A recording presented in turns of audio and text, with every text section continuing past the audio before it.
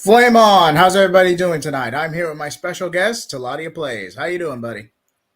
Hey, what's up, everybody? How's everyone doing tonight? Sorry we're late, but it is what it is. We're here to talk about Dragon Ball Sparking Zero and the trailer. So We're a little late to the party, but after my graduation and some personal stuff, I feel like we finally had a time to have this discussion. So you want to get the trailers out of the way, or you want to cut straight to future of the franchise? trailer. I think Okay. we should cut to the trailer. You've got the trailer, correct? Yes, give me just a moment to pull that up. But if you want to do a quick promotion or anything you want to set up while I do this right quick, go on ahead. Okay, so in terms of like Dragon Ball Sparking Zero, guys, this is like the master and pupil trailer. So teacher versus pupil student trailer. So this is kind of a big deal for Sparking Zero. And I'm sure I'm going to be streaming the game. That's something I'm probably going to do. I won't stream it on YouTube. I'll probably do it on Twitch. I'm thinking about making that transition from, if I'm doing anime games or something, it'll be on Twitch.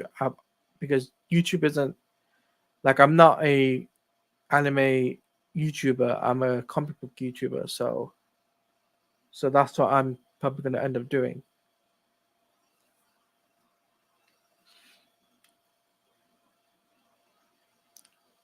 So there it is. There's the trailer. It's the latest one. I got the volume down just in case, because you never know with copyright. Yeah. And here we go. Blind reaction, ladies and gentlemen.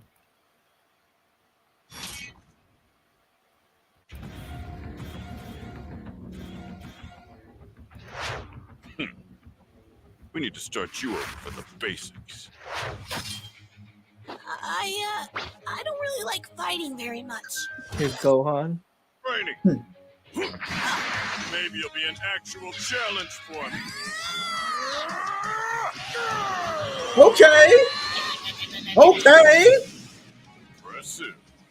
All right, then. Today, I'll be in charge of your training. I'm not gonna go easy on you, Master Now Roshi. this matchup really takes me back. Y'all are getting some love? Okay. Quickly, what do you say? Yes, Yamcha. I'll show you that I'm no pushover. Lightning surprise!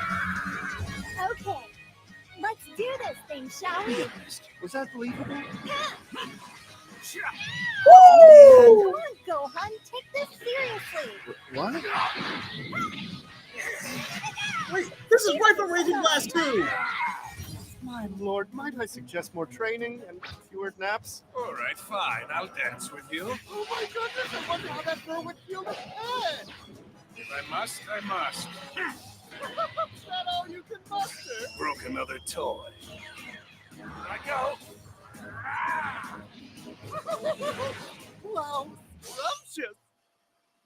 Seriously, I want you to hit me as hard as you can, Trunks. I'll fight you with everything I have. No idea how much stronger you can really get, Trunks. Give it time. Oh, chill out. No need to get so worked up. Fall back, Trunks. Quickly. Oh, it's my favorite time waster. Bye-bye. Not what I was hoping for. Let's have a little fun. Does human life have no value to you, androids? No more holding back. Take this. Whoever you are, I'm not letting you ruin what's left of our future. What do you think? Nice. Still wishless. Yeah. Bandai Namco. But definitely a early 2025. Your webcam just froze. Hello? Yeah, your webcam just froze. Okay, give me a second. No, Nemo Strange, this isn't a recording. It's live. Technical difficulties, everyone. Taladia, you mind take over for a bit while I figure this out? Yeah. So essentially, guys, that trailer was essentially the Master and Apprentice trailer. So you got to see Kid Gohan, Piccolo, Yamcha, and Krillin. With you also got to see Master Roshi, Dragon Ball Z version. You also got to see future Gohan and future Trunks. In that with Android 17 and 18 from that movie, which is interesting. I'll say this though, that this game is really, really looking up to being a top dollar fighting game. Like this isn't one of those games that are, it's gonna be rubbish. So honestly, guys, here's the thing with this game. It's a mixture of Raging Blast 2 and Dragon Ball Budokai Tenkaichi. The animation style feels the shading and everything feels like Raging Blast 2, and the animation is straight from Budokai Tenkaichi. So while Jay Heat is still figuring out his problem because his webcam was frozen for a second. But it's nonetheless, it's still a great trailer. I reckon we'll get something at Summer Game Fest because Summer Game Fest is literally next month, and you'll be damn sure myself and Jay Heat will be doing a collab when it comes down to Dragon Ball. If there's a trailer for Dragon Ball, and after the event, we will cover that. That's for sure. That is something that we're going to do. Is a collab. Like myself and Jay Heat, we're going to collab on his channel and basically just talk about the trailer. If there's a release date, great. Now, my guess is that if the release window is still slated for this, if it's slated for this year, then I reckon we'll probably get it. What's up, Nemo? Can everyone hear me now? Yeah, I can hear you. Okay. Sorry, it's technical difficulties, everyone. And apparently I misspelled franchise. Please give me a moment while I fix that. I'll probably fix it in post. But yeah, I'm very excited about this trailer. Very excited about this trailer. The fact they actually had future Gohan actually lose his arm was a nice touch, because usually due to censorship in Japan, they won't let you do that. Yeah. But very nice touch. So I definitely see this as an older rated game rather than catering to the younger demographic that earlier titles had. But yeah, definitely a amalgamation of multiple assets from Budokai, Raging Blast, Duology. You could argue it should have gotten a Raging Blast 3, but hey, we'll never know. But I'm definitely invested in this game. But like I said, especially now with Toriyama's passing, this is definitely going to get delayed to early to mid 2025. You think early 2025? I don't think so. I still think it's going to come out at the end of this year. You still think it's on? Okay, what? By all means, Delilah, let's actually discuss this. Why do you think Dragonball Sparking Zero is still on track? Because not only is it the 40th anniversary of Dragon Ball, they need a win. If you know what I mean. I see your point, especially with such devastating news. Okay, how this is going to affect the IP, but you still have the Xenoverse DLC 17. So that, I mean, you don't want to risk damaging your own product within the brand itself. Yeah, here's the thing. The thing is with Xenoverse is only a little thing. It's not a big deal. Like the game can still come out at the end of the year, right? Right. And still Sparking Zero, that is. And still it won't affect the brand because that next DLC that's coming out is in the next couple of months. Right? Right. And the game for Sparking Zero can come out Q4, and they can add on DLCs from then on out, right? Right. And we gotta remember this, because Goku Day they didn't do anything for Goku Day this year, which is interesting. May 9th. May 9th, yes, which was interesting. it was like, okay, we want to. What if they saving everything for Summer Game Fest and Gamescom for Sparking Zero, and just to give us a big thing for that.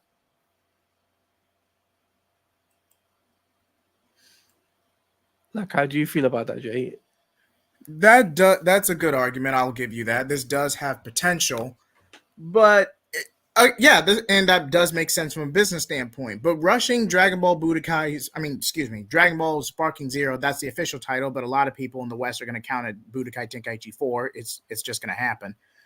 But I feel like rushing it now, especially with the Dragon Room and Toriyama's passing, this could easily spiral into a Sonic 06 situation to where they completely rushed the product. It was development hell, and it's going to be buggy on release day. Now, full disclosure, I am not saying off the rip it's going to be as bad. I'm just saying it's going to be a similar circumstance behind the scenes. Do you see where I'm coming from, Taladia? Yeah, I do. I do get where you're coming from. This is why I'm saying, like, hey, what's up, movie theater king? I just think the way things are gonna go, like from a business standpoint, they need games to come out, basically, right? They can't just be like, okay, well, we're gonna sit on our hands for a full year. Mind you, there was nothing for a full year or two when the game was first officially announced. Remember that, right? Right. You mostly had Dragon Ball Superhero, which I did hear was getting wrapped up. They are not licensing another season on that promotional anime. Greenlighting another season. No. I mean, Sparking Zero, when that first got announced, the Goku turning into Super Saiyan Blue trailer. Yes. That was like over a year ago or something, and they never said anything for quite a long time. Oh, the year before that. Okay, now I see what you're talking about. Okay, I see where you're coming from. So they haven't done anything consistently in roughly 2 years. Nothing. Mm-hmm. Okay. Sorry. But I may be on the losing end of this argument, but nonetheless, I still feel like, yes, they do need a win. They do need to put something out there. And I just feel like rushing it would be a mistake, especially with the emotional investment, Toriyama's passing. It just puts a heavy strain on the developers trying to compensate for what's going on behind the scenes, all the shifting, changing power dynamics, especially when it comes to licensing and Toriyama's estate. The best case scenario, while that legal stuff is being resolved, delay the game by 2 to 3 months, maybe 4 if you can get away with it, and try to smooth things over while the transition is taking place. That gives more time for developers, more time for through lines and character announcements, and you still have teasers in these promotional trailers to generate hype. And it's Dragon Ball, one of the biggest animes of a generation. You can easily compensate for the gap. You may have to do one more Xenoverse DLC. You may, but that's an easy fix, relatively speaking. Yeah, but only time will tell, though, guys. Honestly, only time will tell when it comes to Dragon Ball Sparking Zero, whether it's going to be released at the end of this year or they're going to release it next year. Only time will tell. But moving swiftly over to the future of the franchise, because I think that is something everyone is going to be talking about. Indeed. It's like, because of Akira Toriyama's passing, what is the best case scenario for Akira Toriyama's legacy and for basically for when people watches like the Dragon Ball Diamonds, like what's going to be after that, right? People are wondering that. Other than Sandland getting an adaptation, we don't know too much. Now, granted, Toriyama did play a role in Dragon Quest, but I don't think he wrote the Dragon Quest series itself, at least to my memory. No. I could be wrong. He contributed to that project, but he didn't write the story. He didn't write the overall story. But even so, sorry, I'm losing my train of thought. But even so, a lot of the legal stuff with royalties, stuff like that, that's going to go directly to the Toriyama estate, who ends up being the head of the estate, more than likely one of his children. So it's likely going. So all that legal stuff is going to be resolved behind the scenes. In terms of the franchise, you still have the Dragon Room, Studio Toei. I'm not going to say it's as monotonous as other situations where mangaka and the actual head honcho or innovator of the IP passes away, but there's definitely going to be a business struggle for the next couple of months. Yeah, it's you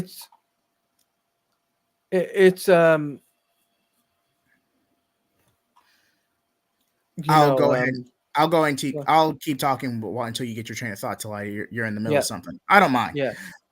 And while we're doing that, I every time I get fan requests or questions, I keep everything strictly anonymous. That's just my video style. So it's a personal. So if you feel validated, feel free to shout out in the comments. But this comment I received is, depending on how far Toriyama gets in the industry with Toriyama's passing and being bequeathed as his official apprentice, will we see his previous fan work such as Dragon Ball AF with Zycor, or Dragon Ball, or the fan manga with Raditz, Turles, and an original Saiyan character, Dragon Ball Zero, being canonized, or elements of it canonized in some way? And first of all, thank you for this question. Second of all, you might be able to get away with Dragon Ball Zero because it literally leads to how Raditz gets recruited into Vegeta and Nappa's group. So you might be able to get away with Dragon Ball Zero. But elements of Zycor in Dragon Ball AF were used with Goku Black and Zamasu. So I just don't see it. So unless you completely overhaul that story, I just don't see Zycor getting canonized. I just don't see it. Taladia, are you aware of Dragon Ball AF or Dragon Ball Zero, Toritaro's previous fan works? AF, I'm not a big fan of AF. I'm going to be honest with you. Yeah, it's that late 90s, early 2000s edginess. Definitely the one with Eyes, the son of Frieza. That's the relatively better version of AF. If we're really going to factor fan manga, the one with Rigor is a very close second. But even still, it ultimately got Toriyama, and by extension, Toriyama's attention. It ultimately got Toriyama's attention. So there was some benefit to it. Yeah. So I'm going to bring this up, right? I think the way things are going to go for Akira Toriyama and the way his franchise is going to go, it's going to go in a different direction. But I think we're going to get I think we're going to get I think we're going to get from the events after Dragon Ball Superhero, from the manga aspect, and bring it into animation. I could see that happening. So like OVAs, anime original projects, or no. So like Funimation, Toei Animation. Okay. I can see that happening for the future of the franchise, right? Right. And I don't see like fan dubs and stuff like that being the case, because the Granola arc or the Mora arc, yeah, that's kind of in the past. They can't really go back and do that, can they? They could if they just said it used as a flashback or as a quote unquote filler arc, even though it's canon filler. That's a separate topic for a different stream. But you can milk about good 3 to 5 episodes out of that. That's a good mini arc. Not enough for a full length movie, but definitely for a mini arc if Super comes back with a second season. I think the only way you could do Super is if you do the Gohan, Piccolo, Goku, Vegeta taking on Black Frieza. That is definitely the next step, because that was the next development before not this current hiatus, but the previous one, where they took off for a couple of months. I think it was about a year, if I remember correctly, where they took off trying to set up, the next thread in the universe is about to emerge. And then you had the Goten and Trunks, Great Saiyaman X1 and 2 filler arc. Then you had the superhero adaptation. And then now here we are with the passing of Toriyama.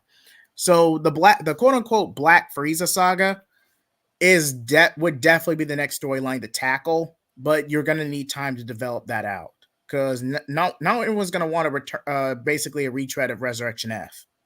No, it wouldn't be a retelling of Resurrection F. No.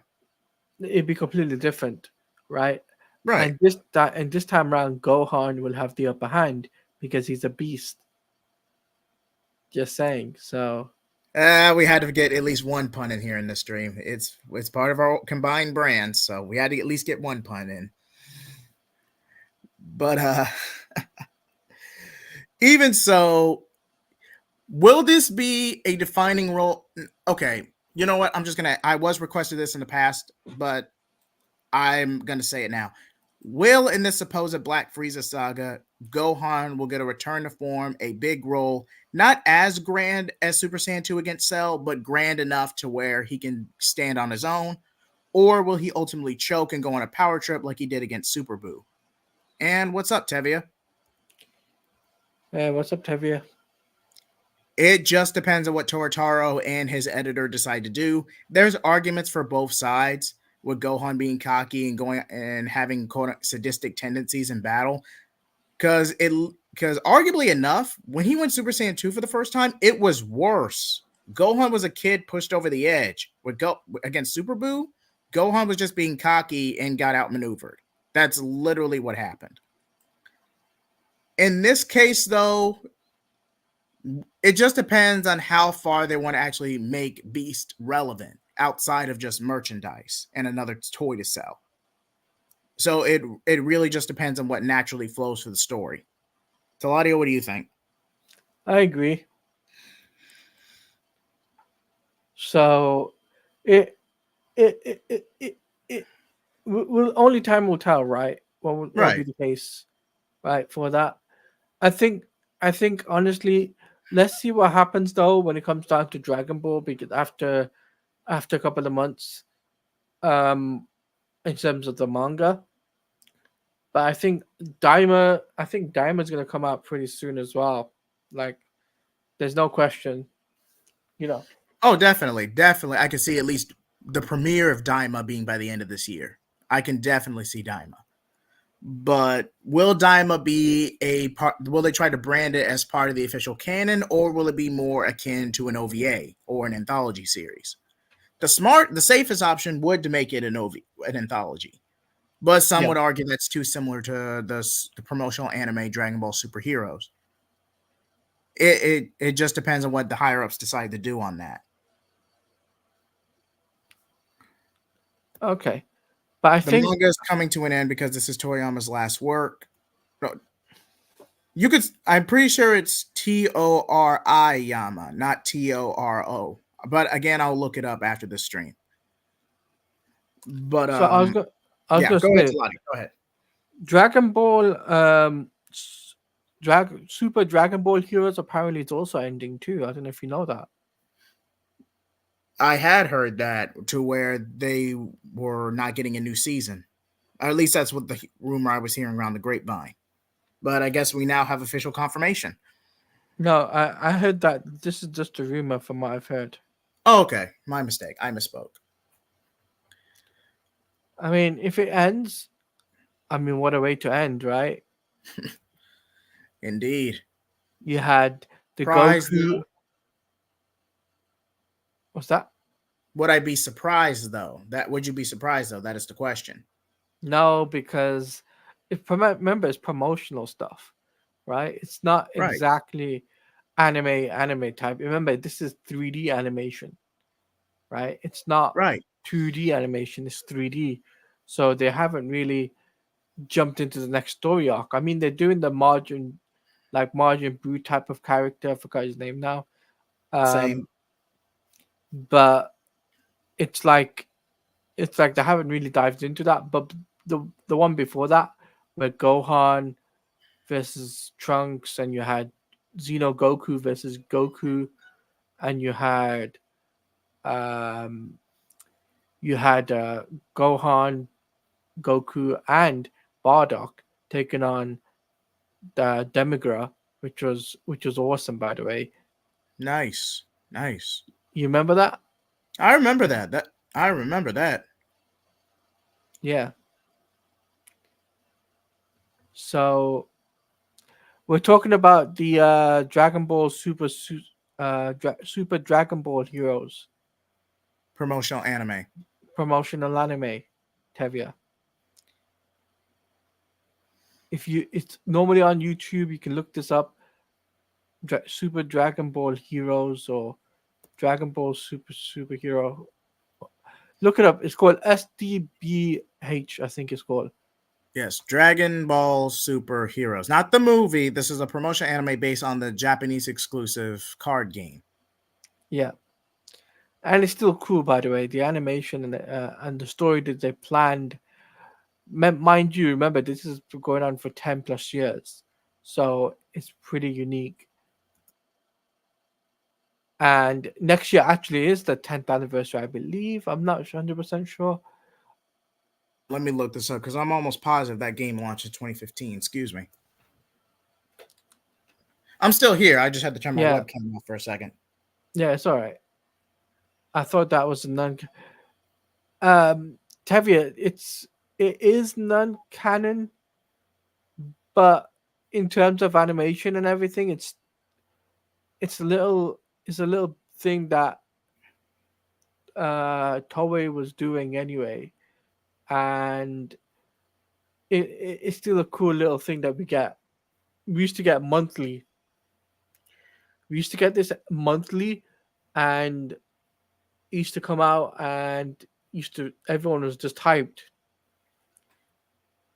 because we had Super Saiyan 4 Bardock, we had Super Saiyan 2 Gohan, Future Gohan, we had Super Saiyan 3,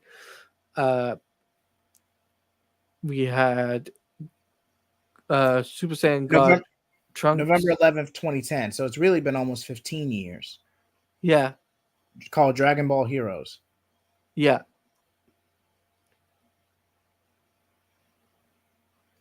So yeah, this game is almost 15 years old. Which is crazy.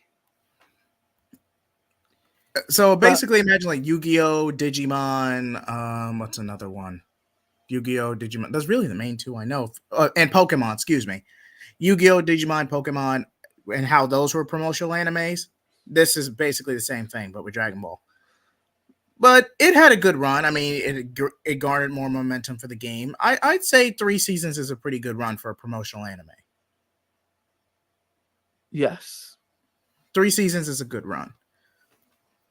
Because Yu-Gi-Oh, Digimon, like all these previous projects said, those were original titles and they shook up the overall demographic and audience worldwide in various ways. And although Dragon Ball Heroes had a lot of momentum from the overall IP itself, it's completely disconnected from the mainline series or any previous adaptations. It's strictly adjacent to the game that was a Japanese exclusive.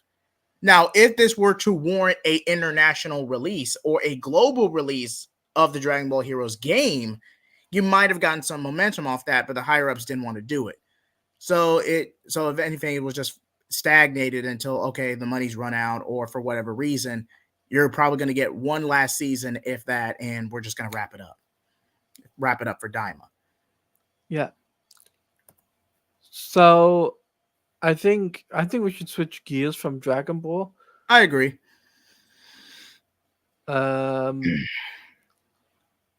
And let's talk about some DC stuff. And carry on. So, if you guys don't know, Warner Brothers Discovery is in panic mode right now. What I mean by that, because I will be doing a live stream with the members tomorrow to talk about this even further, is the fact that what Warner Brothers is they're blaming Rocksteady for their failure for Suicide Squad Kill the Justice League, and with the backlash for the Superman movie and the backlash of I would say even the Cape Crusader doesn't really look that great. Like I've seen people like it. I've heard people say like, yeah, it's great, but you've got like I don't like the costume design, right? It doesn't fit hard. The Harley design doesn't feel up there, if you know what I mean, right? I get what you mean. Like, yes, I understand it's 1940s, but like that type of. I thought it would be red and black, not green and thing. I get what you mean, and just these past couple of years, okay, you can factor this however you want. Budgeting constraints, malcontent, trying to catch up with Marvel, even though that's kind of dead in the water at this point.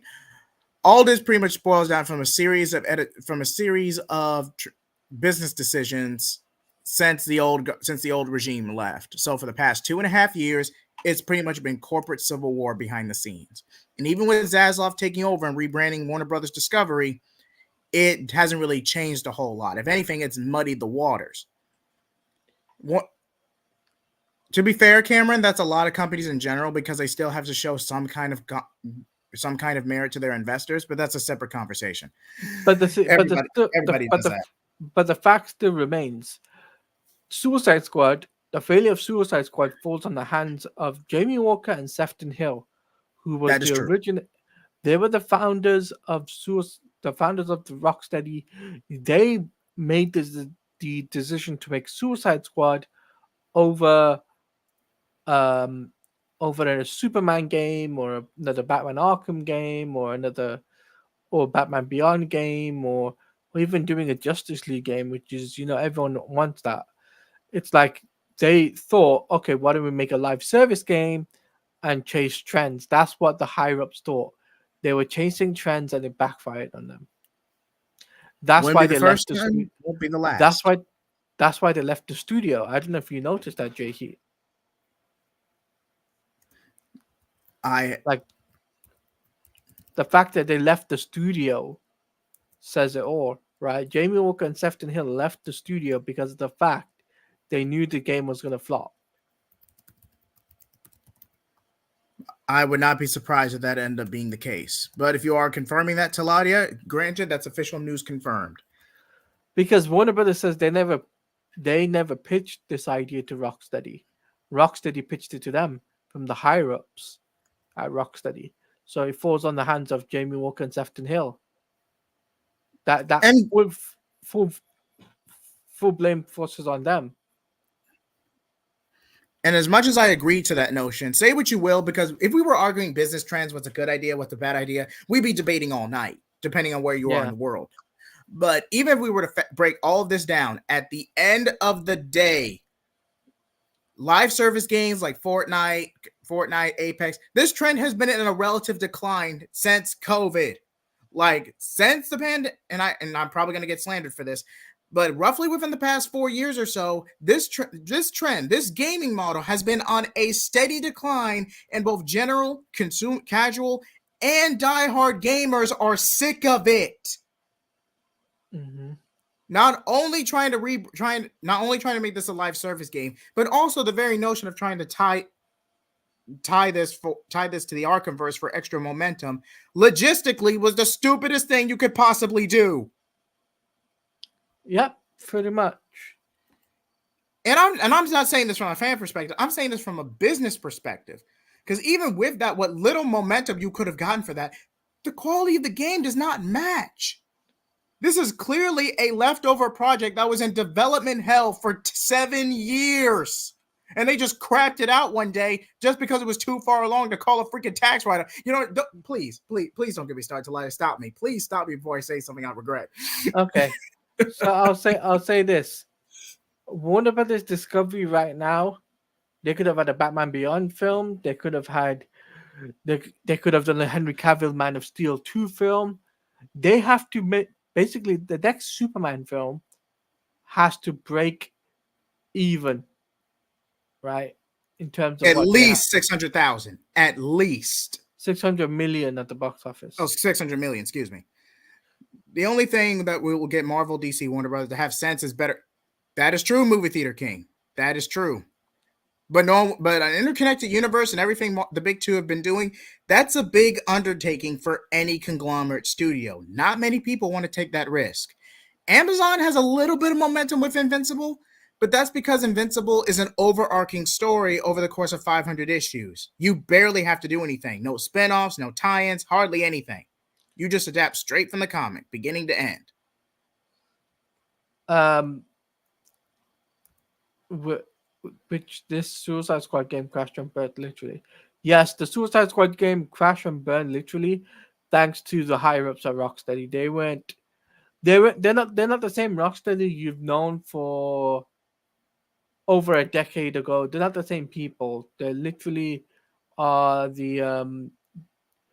they aren't the same company, and the fact that the higher ups leaving, that says something. And then furthermore, them doubling down, saying, "Look, we're gonna push this out." The even the leaks have come out, and kind of literally gave away everything that they were doing, and they could have avoided that if they made it single player. Easily avoided it. And not even that, and Movie Theater King, I'll get to your comment in a minute, but even if we factored that, if this game was purely standalone, just a one-time thing, okay, Justice League go rogue, we got to stop them. If this was strictly standalone, just a one and done, a lot of people would have had much more respect for it. This is standalone. This is not burning any bridges, no interconnected properties. This is just a standalone, lackluster game that was just crapped out one day. Nobody would have cared, or at the very least, no one would have tried to ride off the bandwagon and get as mad online. Let's be honest. This game had nothing going for it other than, oh, Kevin Conroy's passing, or a Batman gets killed off. This is okay. Even NetherRealm has more tact than this, and they're arguably one of the edgiest gaming studios you could see on the market, especially considering after Midway went into bankruptcy. But that's a separate conversation. But they have more tact with this than this kind of stuff. And I'm sorry, it's just a bad game. Now, if you enjoy it, by all means, I will not take that from you. But from a logistic and a business standpoint, the game's a dud. Yeah, the game is a dud. Like, that's for sure. Right? Right. I'm ranting today, but no, it's all good, man. I mean, it's a good rant. I can tell you that.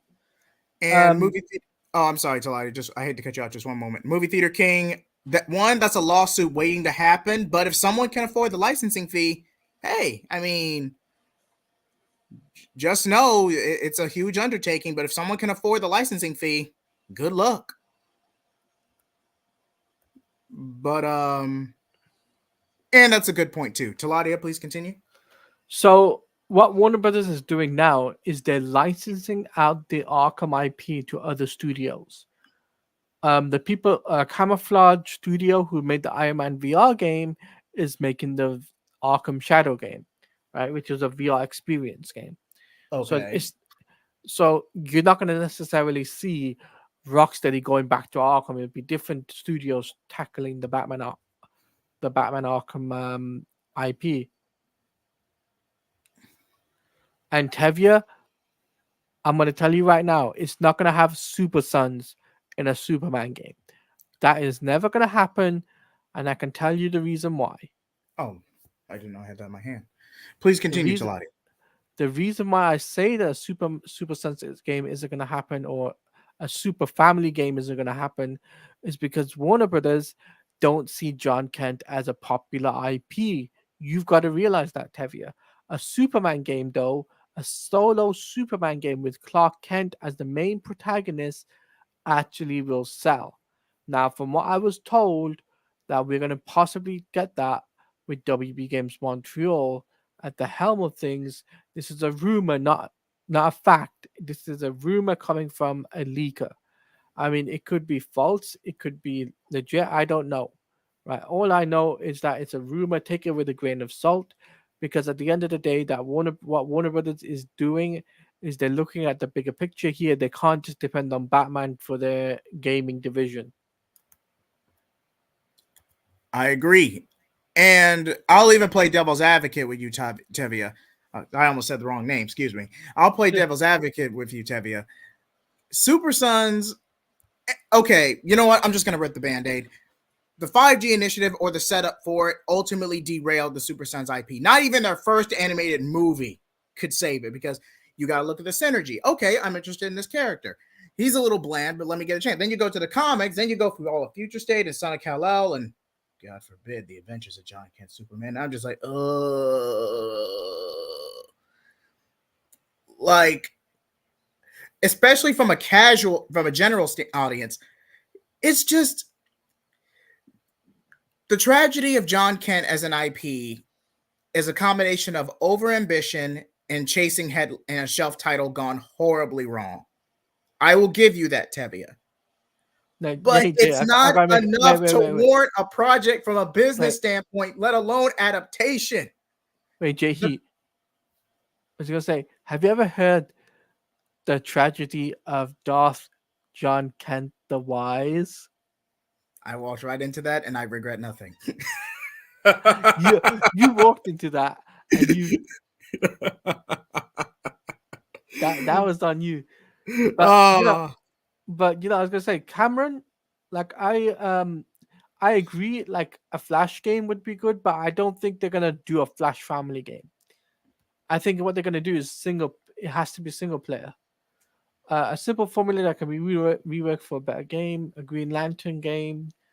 So you're Tom Taylor, I think is who you're thinking of, Cameron. Tom Taylor, if I remember correctly. Tom Taylor wrote the Adventures of Superman. John Kent, Road to Injustice.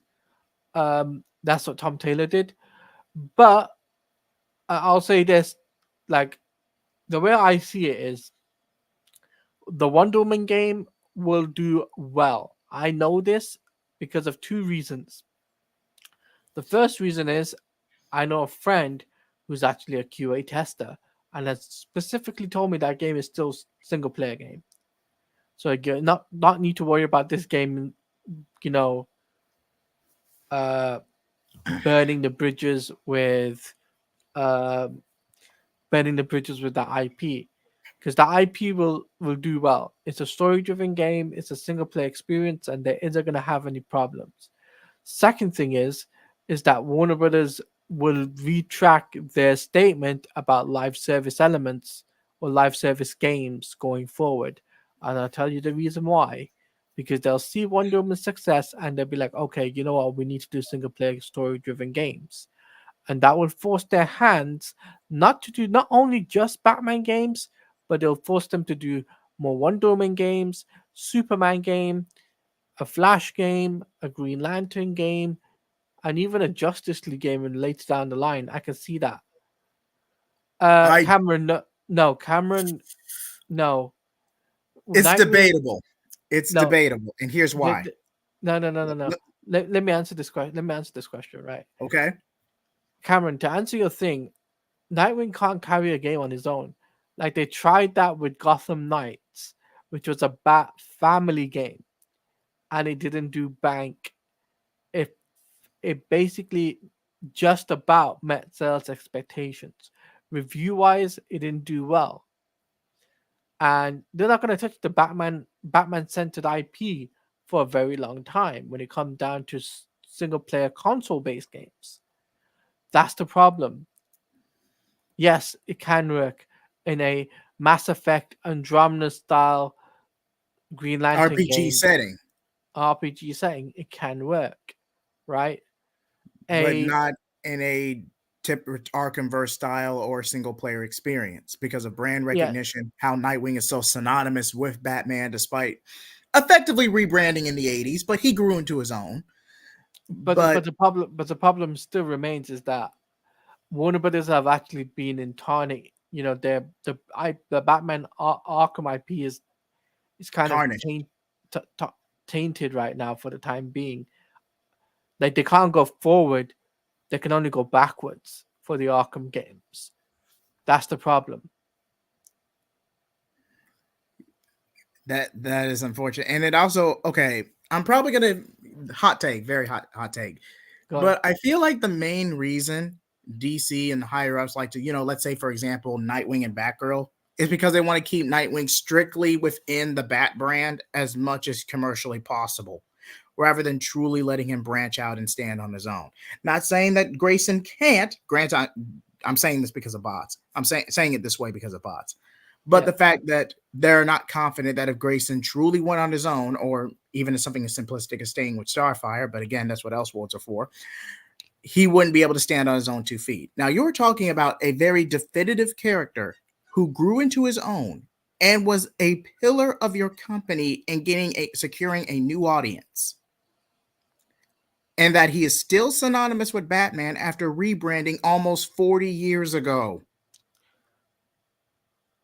But here's the thing, though, right? I'll say this, right? Warner Brothers right now, they're not going to go forward with the Arkham IP. They're going to No. go backwards. The only way if they're going to make future Batman games, Arkham games, it's going to be before Asylum. Essentially, they're going to have to do and like Roger Craig Smith to be the voice of Batman going forward for future games. They can't really go, okay, I want to make a Nightwing game and set it after the events of Arkham Knight. It just didn't work. Even if you factor Suicide Squad Kill the Justice League, Bruce effectively goes into Yes. hiding after faking his death for 10 years. Basically, Jay, you're right. It has to be set in between Origins and Asylum, right? That's where Arkham Shadow is. It's set between Origins and Asylum.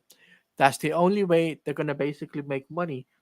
But Movie Theater King, to answer your question, because I know you got a question for me, how would you make a Green Lantern game? They could take formulas from my Avatar, make a famous Lantern, some RPG experience with Green Lantern. Yes, they can make a Green Lantern game. That's no question, right? Easy. It's easy, can be done.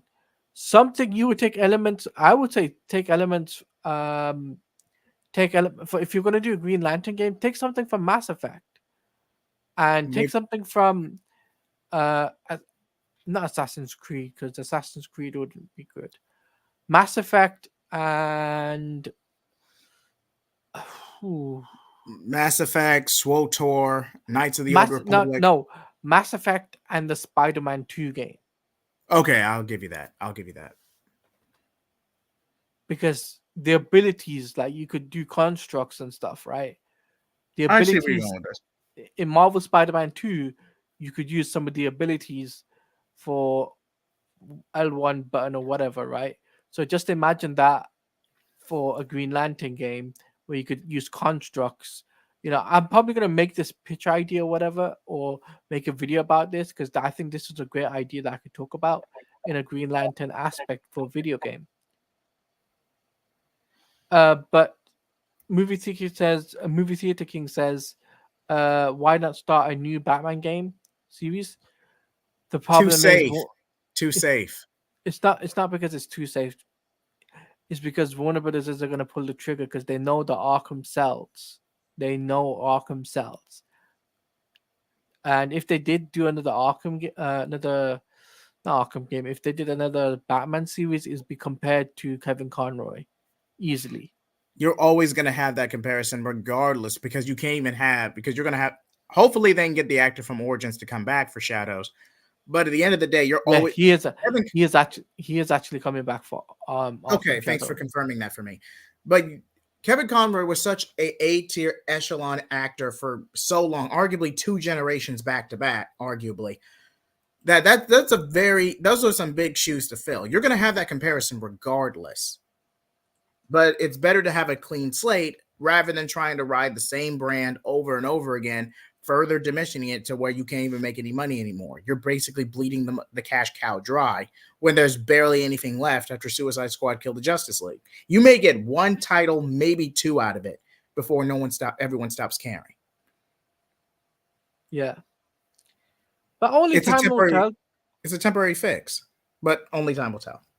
Only time will tell for the Arkham IP, right? Right. I'll say this though, before we switch gears, talking about the Superman, the movie side of it and the TV DCU. side of it, Yes. the DCU, right? I'll say this: when it comes down to the video game realm right now, Warner Brothers needs to start putting out other IPs. Don't keep on depending on Batman to be your swan song for video games. That's your problem. That's the problem Warner Brothers has, right? Their swan song is, we're gonna make another Batman game, and everyone's gonna like it. And the fact is, they never made a console-based game as their next Batman Arkham game. it got a huge backlash on that. I don't know if you noticed that. I had heard rumors. Again, I was so busy with graduation and finals, I hadn't really been keeping up. But I heard some things here and there. Excuse Yeah, me. it got a huge backlash from some fans. They weren't happy. It was a console. It was a VR game compared to a console game. But I'll say this, right? The way Warner Brothers is gonna go forward now. If the rumor is true for that Superman game, then you know, if that rumor is true, I wouldn't be surprised if James Gunn just says, make it a DCU game. I wouldn't be surprised. Easy synergy. Speaking of synergy, DCU predictions. Yeah. Now, assuming Superman Legacy is a relative success, let's just assume that because this is debatable. Formerly known as Superman Legacy. Formerly known as Superman Legacy. Thank you. Assuming all of this is considered a success, how do we go for predicting like other projects like Teen Titans, Batman and Robin? And let's just spitball some ideas between us in the comment section and see how far this rabbit hole goes. As for Superman Legacy, as long as it's not as cringe-inducing as My Adventures, I think we'll be fine. Yeah. That was a joke, Taladia. No, sorry, I'm just reading Twitter. Sorry, I'm just reading Twitter. Oh, the Council of Lois Lanes. I'm reading Twitter, Jay, so you don't need to worry. Oh, that's a rabbit hole in of itself. I'm sorry, you set me up for that perfectly. I was just reading Twitter about something. Anyway, but I'll say my DCU prediction is probably not going to make $500 million at the bank for Superman. Not even Black Adam numbers. Wow. And that's my prediction. The reason why I say that is because of the first impression image, which was really, really bad. Which, by the way, I will be discussing this on my channel. Jay Heat will be there, Jared will be there, and members, if you are a member of my channel, you will be getting invites. We will be doing topics, only discussing topics. We're not going to go off the rails. So I'm going to tell you that right now. But I'll say, like, when it comes down to the overall aspect, the first impressions for Superman, not good. James Gunn had to do damage control and bring a whole plethora of DC writers and artists on the set of Superman. This is damage control by Warner Brothers, right? Right. You had Jim Lee, you had Gail Simone, you have Kevin Maguire, you had so many different people there. But the woodwork started to come out when Kevin Maguire's tweet about, which was a bad thing what he tweeted out, about, the Josh Whedon reshoots for Justice League, saying thank God and thank Jesus over the fact of Zack Snyder's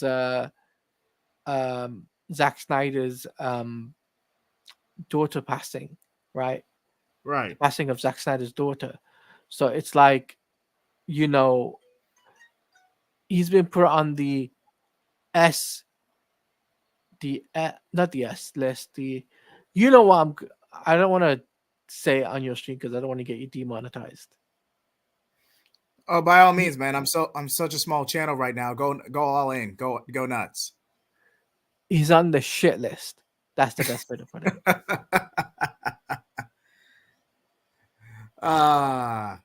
Isn't it good to be out of Comics League every now and then? Oh yeah. Oh yeah.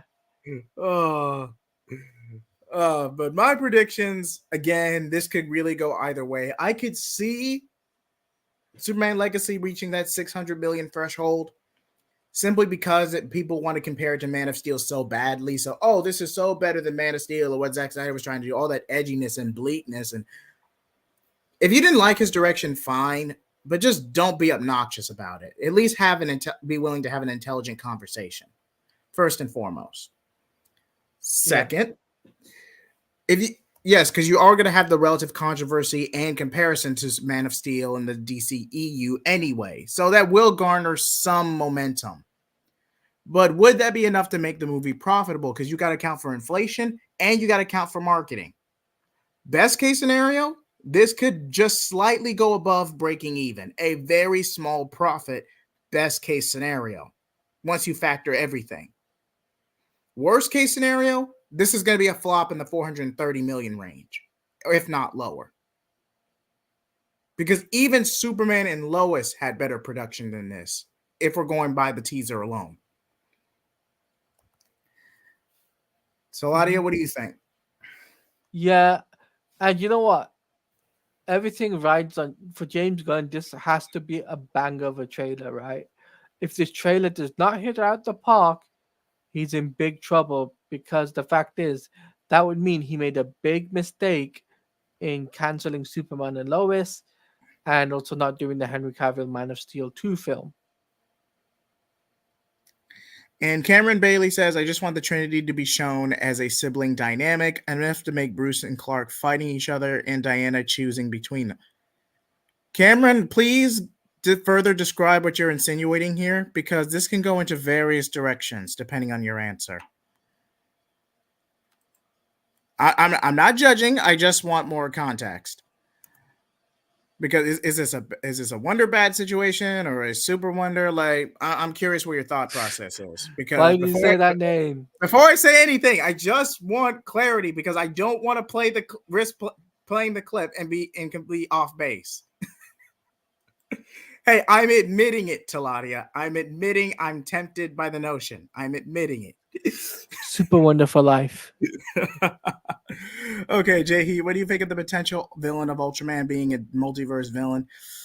Too soon. That's no different than what they did with the Rush from the DCEU, chasing trends. If anything, as the villain, if it was going to be a villain for the Superman film, you got Lex as the main protagonist, right? Antagonist. Antagonist, right? Antagonist Right. for the film.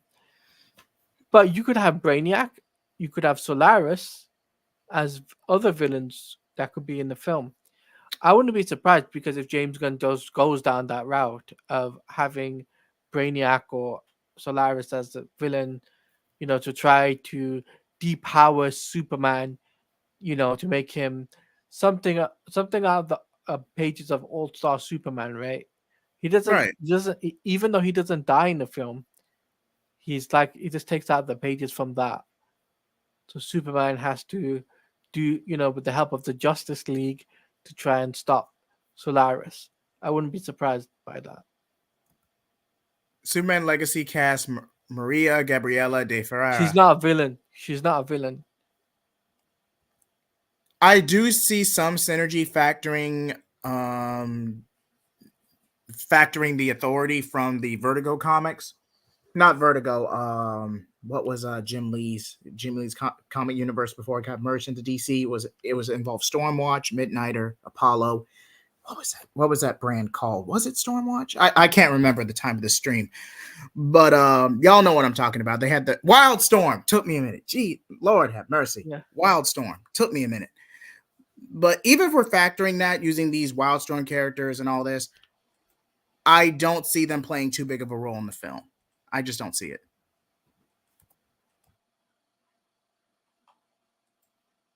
Mm-hmm.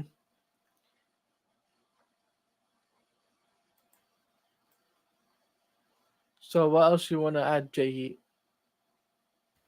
Sorry about that. I had to step out for a second. But Cameron Bailey says, what I mean is DC media. It's always Bruce and Clark fighting, and is Diana always with Clark or with Bruce? Usually Clark, and I want that to stop. They no longer feel like a family, if that makes sense. Okay, thank you for clearing that up, Cameron. Thank you. Because I thought this was going to be a whole shipping war thing, and I'm not the biggest fan of shipping, and this whole comment section would have gotten derailed. So I appreciate you contextualizing that for us. It's true they are casting her as the engineer. Yes, she's being casted for that character, but whether or not she's going to be the de facto villain of the movie is unconfirmed. Yeah. But I feel like trying to make a de facto Justice League in Superman Legacy would be rushing it. If these are glorified cameos, fine, but I would not try to rush a Justice League this early on. But that's just my opinion. Is there anything else you want to add, Jay, here, or no? That's pretty much it. Unless we can talk about other projects like with like Batman and Robin or potential Teen Titans, because I actually was saving those topics for separate videos. But if you want to go ahead and have a brief Actually, conversation now. I would actually say let's save that for a recording where we could talk about. I want to do a recording with you where we could talk about the DCU rumors of Teen Titans.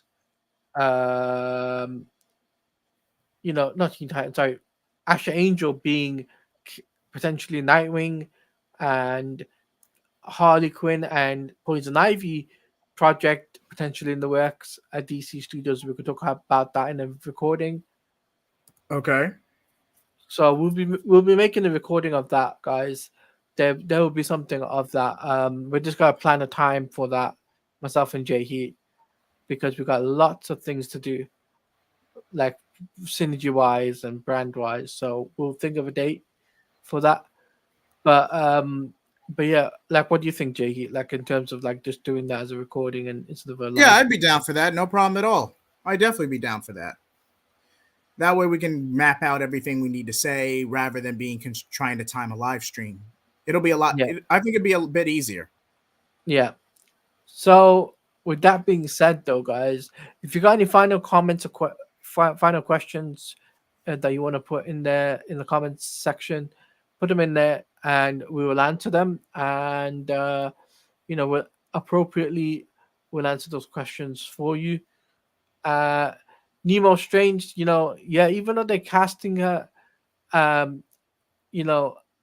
she's, they're saying that she's a villain, but she's not a villain though. If she was the villain, James Gunn would have said that she's a villain of the film. She isn't. And I do want to have a little Q&A session because I actually was requested these questions a few weeks back, and I never got a chance to answer them. So this is just going to be a very brief Q&A session. Just and if you guys want to comment or add something to it, feel free to type in. This will just take a few minutes. I'm only going to go through a few of these. And the first one is for you, Taladia. Go on. Given your connections and resource to DC Gaming, do you see the Arkhamverse and the Arkham IP ever regaining momentum after Suicide Squad killed the Justice League, or is it safe to just start with use other characters rather than rely on Batman all the time? Who asked that question, by the way? I usually try to keep these people anonymous out of respect to them. Okay. So I'll say the IP for Arkham, it won't be finished. They will continue to make Arkham games, but it won't be with the same studio over and over again, right? But I do see Warner Brothers doing other IPs though, like the Wonder Woman game, the rumored Superman game, a Flash game, a Green Lantern game. I can see all that happening right now because WB will need that. Okay. Second question is for me. How do you, even with the relative success of the New Direction verse, on your channel, do you believe that DC's Ultimate would make that redundant, or would you still make content with the New Direction verse regardless?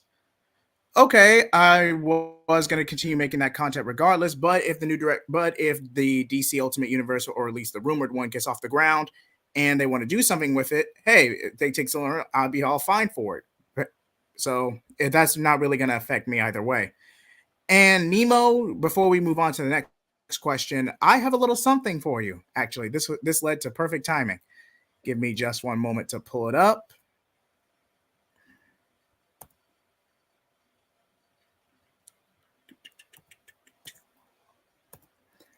I already had a thumbnail made and everything. Someone actually did make a request for me a few weeks back, and I just went ahead and had a thumbnail on the off chance I ever got around to it. But now that I know more than one person's requesting it, maybe I will plan to do it. I already got the thumbnail. No point letting it go to waste. I'm practically the Batman of thumbnails. I'm prepared for everything. I just wanted to share that right quick. Oh, Tevye had a quick question. Do you think they're going to accelerate plans for Suicide Squad and bring back the Justice League in 2025? That is. Yes. Go ahead, Talani. Yes, the Justice League will be brought back. Miller has already stated this on my live stream. If you haven't checked out Miller's the interview I did with Miller, we specifically go over this about the 5 seasons of Suicide Squad Killer Justice League, and specifically of them bringing back the Justice League.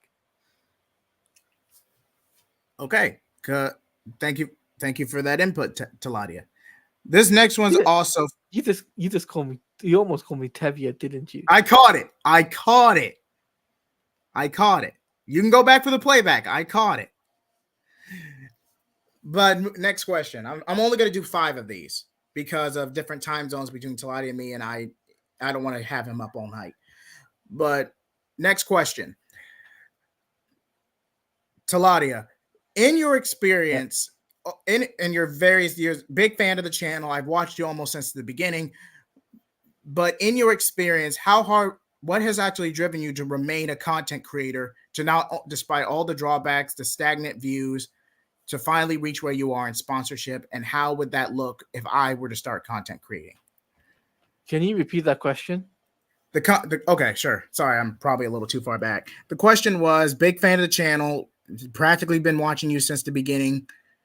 Yeah. But in your experience as a content creator, how would you better contextualize it to someone starting out? That is the basic gist of the question. It's a little wordy, but that's the basic gist. The basics of starting out, of doing content creation, my advice to you is to do what you love.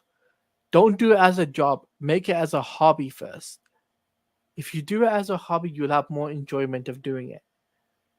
Because, like, as a content creator, this wasn't my job. This never was my job.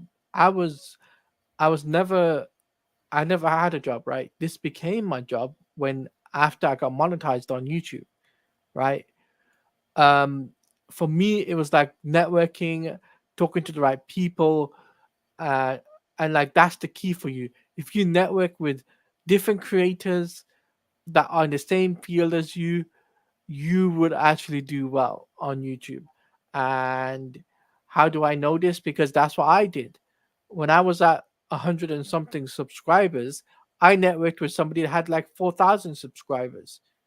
And it was 2,000 subscribers. And I literally kind of grew up my channel. And then I networked with Jared from Comics League and Jay Heat and Nick. And then my channel, I started to explore different ventures like I do with MME, and I'm networking with the Film Junkie and all these different individuals I'm networking with right now. And it actually helps because I'm networking outside the little bubble I'm in right now. So that's the key focal point I would suggest for you guys, is to if you're going to be a content creator, always network. And in terms of sponsorships and stuff, never do it, like never expect a sponsorship deal to go through until you reach at least a minimum, I would say 5K. Minimum, you would need 5,000 subscribers in order for you to get sponsorship properly. Thank you for that wonderful and inspiring input, Taladia. And I'm going through these in particular order because this is going to be I'm going random with these questions because this is going to be the last one of the night. So we have got a couple of questions. We got a question from Tevye in the chat. Oh, okay. Do you think with them losing money, do you think Suicide Squad will reach that point? Definitely season 2, because they already got the first one out the gate. So they might go ahead and do season 2 DLC, but I don't think the other 3 are coming out. No. But the last requested question of the night, unless someone else wants to add in the chat, is Jay Heat, big fan. Congrats on your master degree, as well as reaching over 230 subscribers. But when is part 2 of the Gotham Knights TV show reaction coming out?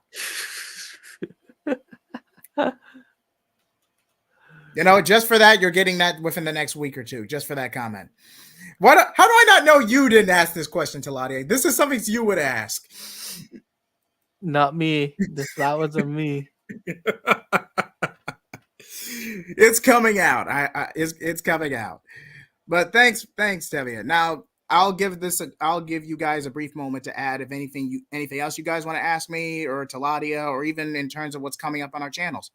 While we're waiting on that, Taladia, you want to take this time to promote to see what you got coming up? Yep, on my channel, guys, members panel stream is tomorrow, guys, or later today if you're in the UK, where we are going to be, talking about the stuff that we talked about on here in terms of DC. WB in a disarray. We're going to be talking about James Gunn's Superman suit. We're going to be talking about the Batman Cape Crusader. We're going to be talking about Rocksteady. We're going to be talking about WB Games. We're going to be talking about Summer Game Fest. We're going to have like topics, and it's members only panels, that meaning that you guys that are members of the channel come on. You can, but if you're going to be derailing the stream, I'll be forced to remove you from the stream, because I don't want to have somebody come on, derail it, and try to take over the stream, because that's not what I want on my channel. And then Wednesday, I've got Snyder Fans Read Comics with Jared, as we're going to be talking about issue 13 as Cheetah takes on Superman. So we'll be talking about that. So be excited. Be very excited for the content that I have got coming up on my channel. Thank you, Taladia. As for me, you can find me right here at JHeatBlaze on YouTube, or JHeat75 on Twitter or X. Also, if you want to check my gaming content before it premieres on YouTube, also check out my Twitch at JHeat751, where I mostly do, where you can get ahead of my gaming content, where I'm streaming Mass Effect, Blazing, Gotham Knights, the video game, because that was part of a retrospective me and Taladia were planning. And if just want to get ahead of my content in general, so be sure to check that out. And with that being said, also stay tuned for my DeCamu and Damian Wayne retrospectives. Those are in the works as well as part 2 of my Gotham Knights TV show review and reaction. So, Taladia, anything you want to add before we wrap up? Lois Lane is Lois Lane, and Zoe's for life. And Maxibat. Allow me to use this as a rebuttal. Let me try. Okay. Wonderbat.